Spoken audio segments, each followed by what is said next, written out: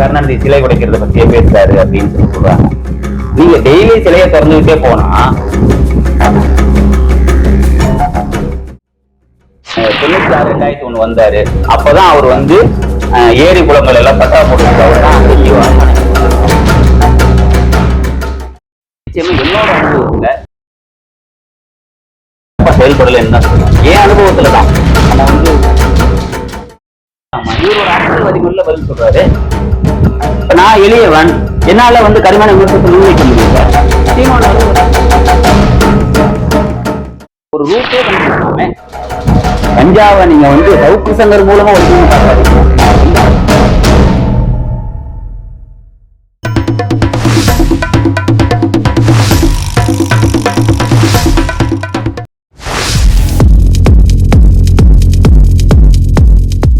துவாரகா வலைவலி நேயர்கள் அனைவருக்கும் வணக்கம். இன்றைய சிறப்பு நேர்காணலில் நடப்பு அரசியல் குறித்து பேசுவதற்காக நம்மோடு இணைந்திருக்கின்றார் புத்தனாம்பட்டி தங்கவேல் அவர்கள். அண்ணே வணக்கம். வணக்கம். கடந்த சில காலங்களாக பார்த்தீங்கன்னா ஒரு மேடை நாகரிகம் குறித்து ஒரு மிகப்பெரிய சர்ச்சை போயிட்டுருக்கு. நீங்கள் பார்த்துருப்பீங்க, திரு சீமான் அவர்கள் மேடையில் நாகரிகம் இல்லாமல் பேசுகிறார் அப்படிங்கிற ஒரு குற்றச்சாட்டு வந்து திமுக தரப்பினர் வந்து தொடர்ந்து வச்சுட்ருக்காங்க. அவர் குறிப்பாக இந்த வள்ளுவர் கோட்டத்தில் நடைபெற்ற அந்த ஆர்ப்பாட்டத்தில் அந்த பேச்சை அடிப்படையாக வச்சு இந்த திமுகவினர் வந்து இது போன்ற குற்றச்சாட்டுகளை திரு சீமான் அவர்கள் மீது தொடர்ந்து வச்சுக்கிட்டே வராங்க. இதை நீங்கள் எப்படி பார்க்குறீங்க? திமுகவினர் வந்து தொடர்ந்து பொது வெளியில் ஆபாசமாக அருவருக்கத்தக்க வகையில் பேசுகிறாங்க. அதையெல்லாம் இன்னைக்கு யாரும் எடுத்து சொல்றது இல்லை. அவங்க தொடர்ந்து அதுதான் பேசிட்டு இருக்காங்க. இப்போ கூட தற்சமயம் பார்த்தீங்கன்னா ஒரு திமுக அமைச்சர் அவர்கள் வந்து முன்னாள் ஜெயலலிதா அவர்கள் தாமோ அன்பரசன் அவர்கள் வந்து ஒரு கருத்தை சொல்லியிருக்கிறாரு. பெண்களை வந்து உண்மையிலேயே அதை பார்த்துக்கங்க. இப்போ பெண்களை பொது வெளியில ஆபாசமா அருவருக்க வகையில சித்தரிக்கிறதுல திமுகவுக்கு நிகராக யாருமே இருக்க மாட்டாங்க. அதனால வந்து இவங்க வந்து சொல்றாங்க அப்படிங்கிறதுக்காக நாம வந்து சீமான் அவர்கள் வந்து தன்னோட கருத்தை மாற்றிக்கணும்னு அவசியம் இல்லை. ஏன்னா அவர் வந்து அரசியல் மேடையில் அவர் தன்னோட கட்சியை மக்கள் எடுத்துக்கொள்ளணும் அப்படின்னு பார்க்குறாரு. நான் கூட செய்தியில் பார்த்தேன், என்ன அவர் வந்து கருணாநிதி சிலை உடைக்கிறத பற்றியே பேசுகிறாரு அப்படின்னு சொல்கிறாங்க. நீங்கள் டெய்லி சிலையை திறந்துக்கிட்டே போனால் அப்புறம் டெய்லி சிலையை உடைக்கிறத பற்றி தானே பேசணும் இல்லை? அப்போ நீங்கள் செஞ்சுக்கிட்டே போனால் அதை உடைக்கிறது அந்த கருத்தை பேசி தானே ஆகணும். இல்லை, இப்போ பத்திரிகையாளர் தரப்புலேருந்து ஒரு நேர்காணலில் கூட கேட்குறாங்க, நீங்கள் திமுகவில் கருணாநிதி அவர்களாக இருக்கட்டும், ஸ்டாலின் அவர்களாக இருக்கட்டும், இது போன்ற கொச்சையாக யாரும் பேசுறதில்ல. அதற்கு இரண்டாம் கட்ட தலைவர்கள், அந்த பேச்சாளர்கள் தான் அப்படி பேசுகிறாங்க. ஆனால் நீங்கள் ஒரு கட்சி தலைவர், நீங்கள் இப்படி பேசலாமா அப்படின்னு ஒரு கேள்வி வைக்கிறாங்க.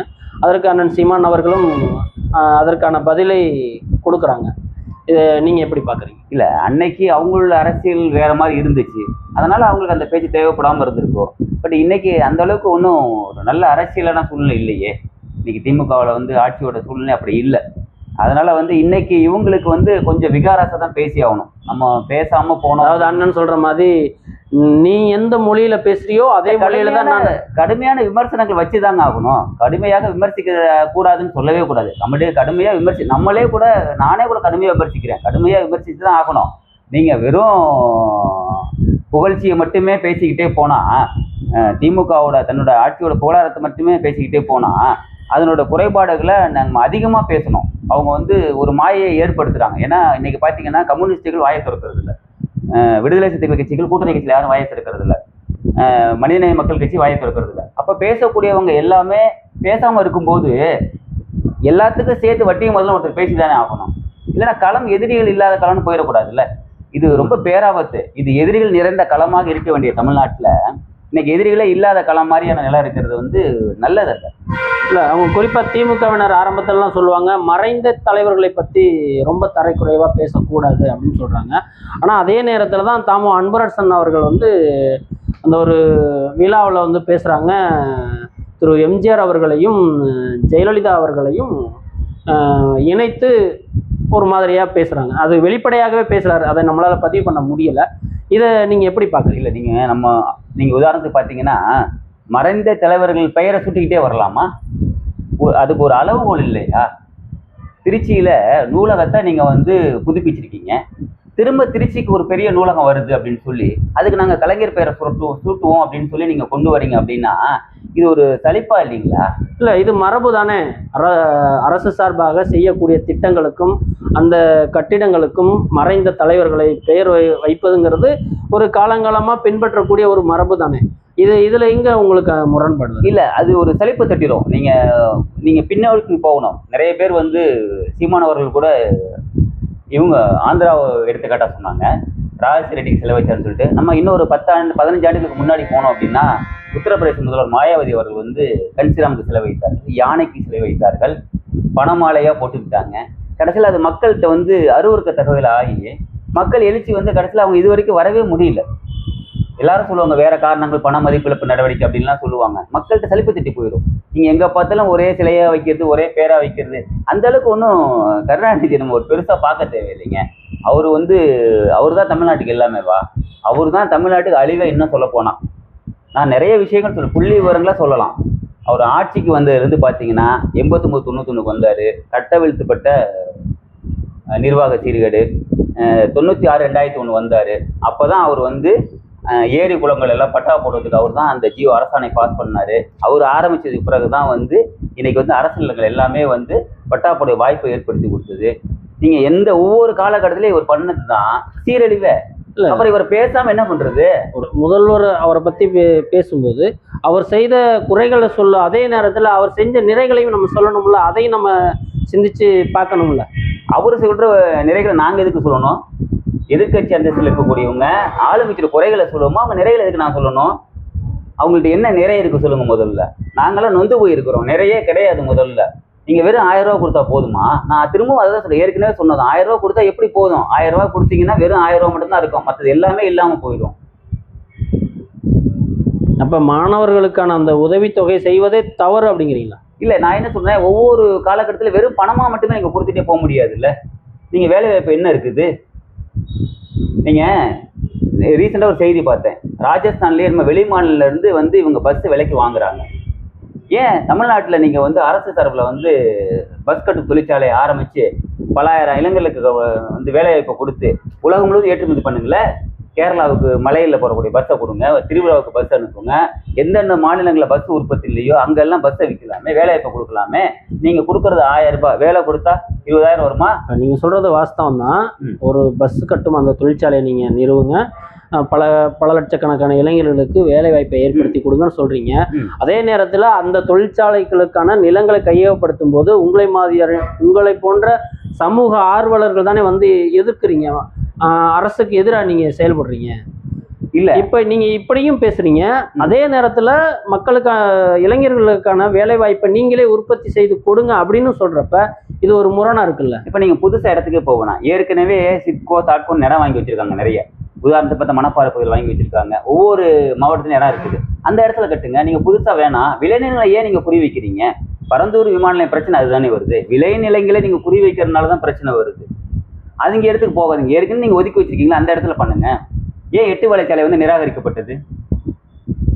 ஏன் ரீரூட் பண்ண சொன்னாங்க, ரீஃப்ரேம் பண்ண சொன்னாங்க? விளைநிலங்களை மட்டுமே குறி வைக்குது, கனிம வளங்களை மட்டுமே குறி வைக்கிற மாதிரி இருக்குது, மக்களுக்கு பயன்படாத ரூட்டு மாதிரி இருக்கு. அதனால ரீஃப்ரேம் பண்ண சொல்லுது. அப்ப நீங்க செய்யக்கூடிய விஷயத்த போய் விதண்டாவாதமா நீங்க பண்றது எல்லாமே ஏதோ ஒரு பலனுக்காக பண்ற மாதிரி இருக்குது, தொலைநோக்கா பண்ற மாதிரி இல்லை. நாம் தமிழர் கட்சியின் தலைமை ஒருங்கிணைப்பாளர் திரு சீமான் அவர்கள் காவல்துறையின் மீது கொச்சையான விமர்சனங்கள் வைத்ததாக சொல்லி ஒரு மனு கோர்ட்டில் தனது வக்கீலை வச்சு தாக்கல் பண்ணுறாங்க. அப்படி சீமான் பேசியது தவறா நீங்க பார்க்குறீங்களா? இல்லை, அரசு ஊழியர், அவர் உயர்ந்த பதவியில் இருக்கிறவங்க. நாம் தமிழர் கட்சிங்கிறது ஒரு அரசியல் கட்சி, திமுகங்கிறது ஒரு அரசியல் கட்சி. அவங்க ஆளுங்கட்சியில் இருக்கிறாங்க. அரசியல்ல நிரந்தர எதிரியும் இல்லை, நிரந்தர நண்பன் இல்லைங்கிறது எல்லாருக்கும் தெரியும். நாளைக்கு ஏதோ ஒரு நேர்கோட்டில் 2 பேரும் ஒன்னா நாங்கன்னு வச்சுக்கோங்க, அப்ப இவரை போன்ற அதிகாரியோட நிலைமை என்ன ஆகும்? அதனால ஆளுங்கட்சி சொல்றதுக்கு எல்லாத்துக்கும் என்னோட கடமையை தேர்வு செய்யக்கூடாது. நான் அரசு ஊழியரை பொறுத்த வரைக்கும் நான் நேர்மையை அதிகமாக சொல்ல வர மாட்டேன். அவங்களுக்கும் ஒரு கடமை இருக்குது. அதுல காவல்துறைக்கு தான் காவல்துறைக்கும் IAS அதிகாரிகளுக்கும் உச்சபட்ச கடமைகள் இருக்குது. அவங்க அந்த கடமையில சிறப்பாக செயல்படுறாங்க அப்படின்னு சொன்னீங்கன்னா நிச்சயமா என்னோட அனுபவத்துல திருச்சி மாவட்ட நான் சிறப்பாக செயல்படலைன்னு தான் சொல்லுவேன். என் அனுபவத்துல தான் நம்ம அவரை கூட சொல்ல தேவையில்லை. அவராவது இன்னைக்கு சீமான் அவர்கள் இன்னைக்கு தான் சொல்லியிருக்காரு. நான் வந்து 4-5 மாசத்துக்கு முன்னாடியே சொல்லிட்டேன். என்னன்னு பார்த்தீங்கன்னா, எங்க ஊர்ல வந்து தொடர்ந்து குற்றம் நடக்குது திமுக ஆட்சிக்கு வந்த பிறகு. அதனால ஒரு கட்டத்துல என்ன பண்றோம், சரி நம்ம கோர்ட்டுக்கு போவோம், நீதிமன்றத்துக்கு அப்படின்னு சொல்லிட்டு வரப்போ, இவர் தான் திருச்சி மாவட்டம் எஸ்பியா இருக்கிறாரு. இவருக்கு நம்ம மனு போடுறோம். என்னன்னா, கஞ்சா கட்டுப்படுத்தணும், குற்றங்களை குறைக்கணுங்கிற கான்செப்ட் வச்சு போறோம் கோர்ட்டுக்கு போகும்போது, கோர்ட்ல அவர் என்ன எங்களுக்கு அஃபிடேவிட்ல கொடுக்குறாரு அப்படின்னா, இந்த பெட்டிஷனர், அதாவது நான் and filed public interest litigation, பொதுநல வழக்கு to gain some political advantage and publicity as he நான் was the village panchayat president during 2011-16 in Puthanampatti village. நான் வந்து 2011-16 புத்தனாம்பட்டி பஞ்சாயத்து பிரசிடென்ட் இருந்த காலத்தில் இது போன்ற குற்றங்கள் நடக்கவே இல்லாததுனால எனக்கு என் கிராமத்தின் மீதுள்ள அக்கறையின் மேல நான் வந்து நீதிமன்றத்துக்கு போறேன். ஏன்னா காவல்துறைக்கு மனு கொடுத்து பார்த்தா நடவடிக்கை இல்லைன்னு சொல்லும்போது, நீதிமன்றத்தில் வழக்கு வரும்போது இவர் சொல்றாரு, இப்போ இவர் வந்து அரசு அதிகாரியா பார்க்காம இவர் ஒரு அரசியல்வாதி மேல பதில் சொல்றாரு. இப்போ நான் எளியவன், என்னால் வந்து கடுமையான விமர்சனத்தை முன்வைக்க முடியல. சீமான் அவர்கள் ஒரு அரசு கட்சி தலைவராக இருக்கிறாரு. அவர் பறந்து பார்க்குறாரு, தமிழ் தேசத்தை, தமிழ் நிலத்தை பார்க்குறாரு. அதனால கடுமையான விமர்சனத்தை வைக்கிறாரு. நான் வரவேற்கிறேன். என்னால் பேச முடியாத இன்னொரு பேசும்போது வரவேற்கல, ஒன்றும் தவறு இல்லையே.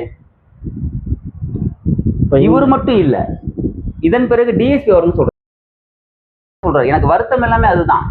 யாருமே வந்து நேரடியாக ஸ்பாட் ஆய்வு பண்ணி மக்களை சந்திச்சு விளக்கம்லாம் கேட்காம அவரு சொல்றாரு, மனுதாரர் உண்மைக்கு புறம்பான தகவல்களை மாண்புமிகு சென்னை உயர்நீதிமன்றம் மதுரை கிளைக்கு தெரிவித்து சுய விளம்பரம் தேடிக்கொள்ள முயற்சி செய்து உள்ளார். இது வந்து அவர் மட்டுமே இல்லை, அவர் கீழே உள்ளவர்களுமே அதை நோக்கி போகிறாங்க. அந்த வழக்கை பற்றி கொஞ்சம் சொல்லுங்க. நீங்க என்ன ஒரு வழக்கு தொடுத்தீங்க உயர்நீதிமன்றம்? புத்தனாம்பட்டி கிராமத்துக்கு தொடர்ந்து நம்ம வந்து குற்றங்கள் நடந்துகிட்டு இருக்குது. அதனால என்ன பண்ணோம்னா, கவர்மெண்ட்டுக்கு ஒரு மனு போடுறோம். இந்த கஞ்சா வந்து வைக்கிறத கட்டுப்படுத்தணும், குற்றங்கள் நடக்கிறத தொடர்ந்து நீங்க நிறுத்தத்தின வழிமுறையில் பார்க்கணும் அப்படின்னு சொல்லி நம்ம வந்து கேட்குறோம். இதுக்கு தான் நம்ம வந்து கோர்ட்டுக்கு வழக்கு போகிறோம், இந்த நிறைவேற்ற சொல்லி. அப்போ கோர்ட்லேயே வந்து என்ன சொல்கிறாங்க அப்படின்னா, இதில் என்ன வேடிக்கைன்னா, கோர்ட்டு சொல்லுது சட்டத்துக்கு உட்பட்டு 3 மாதத்துக்குள்ளே என்னோட மனுவை பரிசீலிக்க சொல்லியிருக்கு. ஆனால் இவர்கள் சொல்கிறது அந்த கருத்தை வந்து அவங்க நீதிமன்றம் ஏற்றுக்கவே இல்லை. அப்படி இருக்கும்போது இவர் வந்து இந்த மாதிரி ஒரு அரசியல்வாதி போல் வந்து இவங்க பதில் கொடுக்கக்கூடாது. இவங்க என்ன சொல்லியிருக்கணும், நாங்கள் நேரடியாக போய் ஆய்வு பண்ணணும், கிளாரிஃபிகேஷன் இருக்குது இல்லை அப்படிங்கிறத சொல்லியிருக்கணும். இப்போ மக்கள் ரொம்ப வருத்தப்படுவாங்கல்ல. இப்போ 7 எஃப்ஐஆர் தான் போட்டிருக்காங்க அன்றைய காலகட்டத்துக்கு. அப்படின்னா 15 குற்றங்கள் நடக்கும்போது 7 எஃப்ஐஆர் அப்படிங்கும்போது இவங்க வந்து உண்மைக்கு புறமான தகவல்களை நீதிமன்றத்தில் கொடுத்துட்டு அது எங்களை குறை சொல்றதுங்கிறது ஏற்றுக்க முடியாதுல்ல. இப்போ அது போன்றதான் அவங்க பார்க்குறாங்க. ஸோ இதனால வந்து இப்போ நான் என்ன சொல்லுவேன்னா, இவங்க என்ன பண்ணலாம், இப்போ புத்தனாம்பட்டியிலிருந்து ஒரு குற்றச்சாட்டு வந்திருக்குது, நம்ம தொடர்ந்து முன்வைக்கிறோம், அவரோட வாட்ஸ்அப் எண்ணுக்கு நம்ம புகார் கொடுக்குறோம். அப்போ அவங்க நாங்கள் சொல்லக்கூடிய அந்த நபர்களில் கூப்பிட்டு விசாரித்து கஸ்டடி எடுத்து விசாரித்தாங்கன்னா கிட்டத்தட்ட ஒரு நெட்வொர்க்கே கவர் ஆகும். புத்தனாம்பட்டிக்கு பின்னாடி யார் இருக்கிறா, அவங்களுக்கு பின்னாடி யார் இருக்கான்னு ஒரு ரூட்டே கண்டுபிடிக்கலாமே. கஞ்சாவை நீங்கள் வந்து சவுக்கு சங்கர் மூலமாக ஒழிக்கணும்னு பார்க்காதீங்க, எங்களை மாதிரி ஆட்கள் மூலியமாக ஒழிக்கிறதுக்கு வழியை பாருங்க. அதுதான் சிறந்ததாக இருக்கும். நான் ரொம்ப வருத்தப்பட்டேன் இந்த விஷயத்தில். ஏன் வந்து மக்களுக்கு நம்ம இது மாதிரி பண்ணும்போது இப்படி நம்மளை வந்து முடக்கிறாங்க.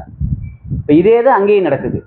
நாம் தமிழர் கட்சி அடுத்த எடுத்துக்கிட்டு போகலான்னு சொல்லும்போது ஆளுங்கட்சி கூட அழுத்தத்துக்கு பணிந்து அந்த ஃபோனில் இருக்க ஒரு ரகசியத்தில் வெளியிட்டு ஒரு தேக்கத்தை ஏற்படுத்துகிறாங்கல்ல.